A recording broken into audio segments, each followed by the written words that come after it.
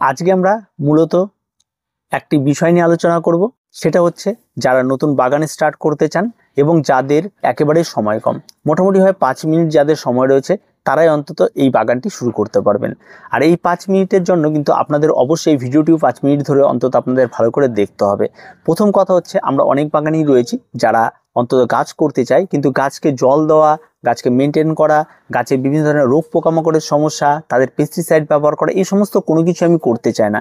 কারণ আমি বাগানটিকে একদম ফ্রেশ একটা জায়গায় বাগানকে রাখতে চাই, যেখানে তার বাড়িতে বাচ্চা থাকার জন্য পেস্টিসাইড ইউজ করার সমস্যা, গাছে খাবার প্রয়োগ করার সমস্যা, এই সমস্যাগুলি থাকতে পারে। তাই আজকে আমরা বেশ কিছু গাছ নিয়ে আলোচনা করব যে গাছগুলিতে কোনোরকম কোনো সমস্যা নেই। আপনি যদি 15 দিনের জন্য বিদেশ ট্যুরেও চলে যান, কোনোরকম কোনো অসুবিধা নেই, আপনি ঘুরে চলে আসুন, গাছ আপনার অনায়াসে বেস্ট থাকবে। তো এমন বেশ কিছু গাছ নিয়ে আজকের আলোচনা। যাদের কাছে 5 মিনিট সময় রয়েছে তারা অন্তত এই গাছগুলি সম্পর্কে আপনারা জেনে নিন। প্রথম যে গাছটির কথা বলবো সেটা হচ্ছে অ্যাডেনিয়াম।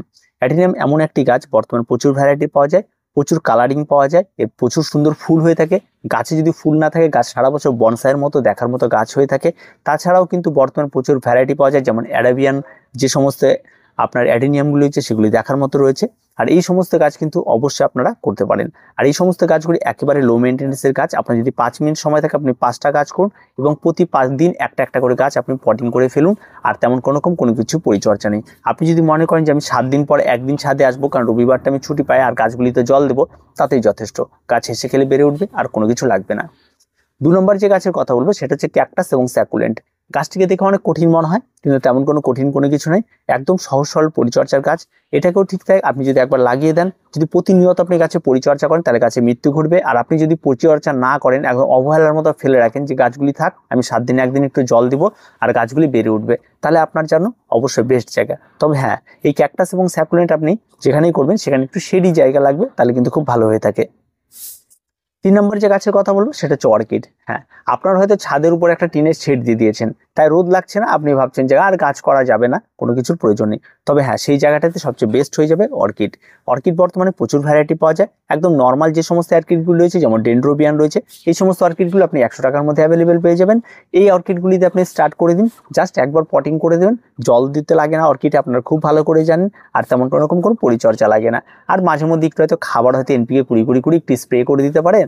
আর হয়তো দিনের শেষে একবার একটা স্পেয়ারের মধ্যে একটু জল ভরেই রাখলেন, মাঝে মাঝে খুচুস করে একটু স্প্রে করে দিন, খুব বেশি 5 মিনিট।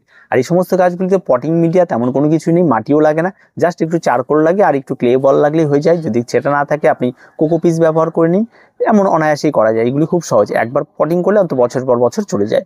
তাই এই সমস্ত গাছের জন্য যদি 5 মিনিট সময় থাকে, অর্কিড আপনি 5 থেকে 10টা অর্কিড অনায়াসে আপনি করে নিতে পারেন আপনার ওই টিনের শেডের তলায়। আর তেমন কোনো কিছু পরিচর্যা লাগে না। আপনি যদি বাইরে ঘুরতেও চলে যান, গাছ অনায়াসেই ভালো থাকবে। 4 নম্বর যে গাছটির কথা বলে সেটা হচ্ছে indoor plant, snake plant. Snake প্ল্যান্টে বর্তমানে প্রচুর ভ্যারাইটি পাওয়া যাচ্ছে। বর্তমানে যদি আপনি মনে করেন আপনার কোনো একটা জায়গায় সৌন্দর্যায়ন বৃদ্ধি করে স্নেক প্ল্যান্টকে ব্যবহার করুন, তাহলে প্রচুর ভ্যারাইটি স্নেক প্ল্যান্ট আপনি পেয়ে যাবেন।